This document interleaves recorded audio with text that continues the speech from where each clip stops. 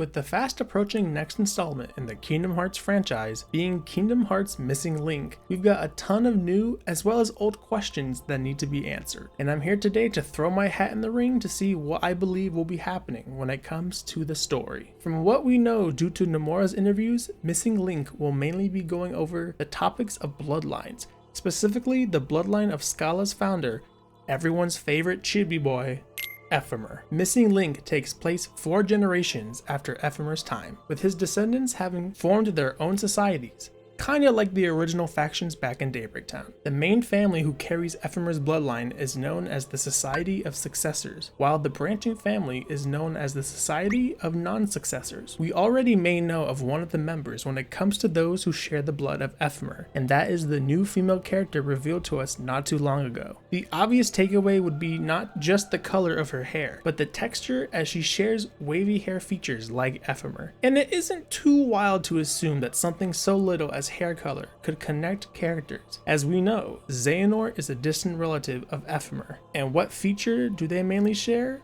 That silver whitish hair. With this new character being part of the Society of Successors, we could maybe surmise that this pureblood group might be donning the red color scheme when it comes to the Society's clothing. From the trailer, we see red, blue, and green clothing schemes, which could be 3 separate societies. While we're not too sure about how many different societies you'll be able to join, I'm assuming they'll make it be 5, like with Unchained Key. And I'm sure you're asking, well, if it's only the Society of Successors and the Society of Non-Successors, how could there be 5 total societies when there's only 2 groups? Well, I believe that these 2 groups will split up into separate factions when it comes to ideals. So for example, there could be strict successors who only want the bloodline to continue to be pure, while some successors are okay with allowing other bloodlines getting mixed in. Same would go for the non-successors. These drastic ideals could make way for a bitter rivalry when it comes to who is worthy of leading Scala. We know these separate societies aren't too keen on sharing, as we know they fight to not allow other societies from being able to acquire the character-like trophies that the player character will be able to collect and use as abilities when fighting in-game. These abilities are told to be fragments of memories from other worlds and are apparently very precious to the different societies. We also know, thanks to Baldy McXehanort from Kingdom Hearts 3,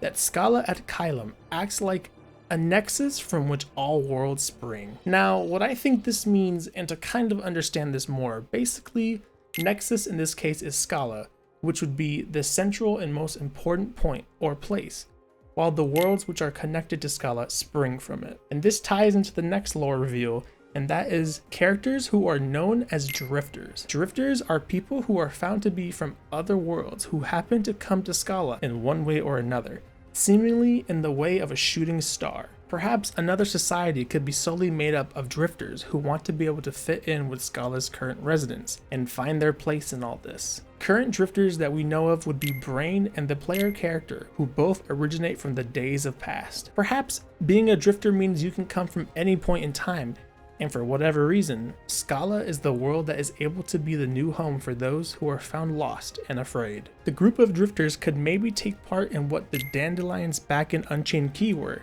a group of Keyblade wielders who are preparing to embark and survive the upcoming destruction of Scala. As told by not just Nomura but the trailers as well, this time Scala is an unwritten era, a time where no knowledge is recorded with seemingly no one knowing of its existence, except characters such as Lucio and most likely XEHANORT, as he was born from this time. But this begs the question, how and why is it forgotten? People with keen eyes way back in Kingdom Hearts 3 Remind were able to see a depiction of the creation of Scala from the destruction of Daybreak Town. However, this depiction does not show the dark and gothic era of Scala's life, and instead it goes straight to the bright and shiny era that we all know. Unfortunately, with so little answers, it's just pure speculation at this point. But I do believe the city's downfall will be the fight between the Society of Successors and the Society of Non-Successors, with our player character and possibly Brain stuck in the middle trying to salvage any lasting positivity towards their now deceased friend, EPHEMER. But this is where it gets interesting. When it comes to the fate of our player character,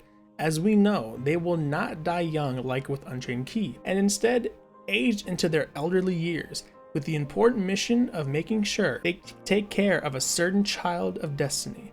a baby boy where he will later grow up on the Destiny Islands into being the character that we all know, XEHANORT. Will we maybe see why XEHANORT'S mother has striking resemblances to that of the character SKULD from Unchained Key? Or is Nomura just simply trolling? Maybe that's for another video. In our elderly years, Scala is still seen in its gothic and dark form, so the transition to the current Scala is not able to occur until we are many years older. So perhaps Missing Link will show us the entire life of our player character, from starting out as the drifter on the beaches of Scala to our timely death on the beaches of Destiny Islands. And that's it for today's Kingdom Hearts video.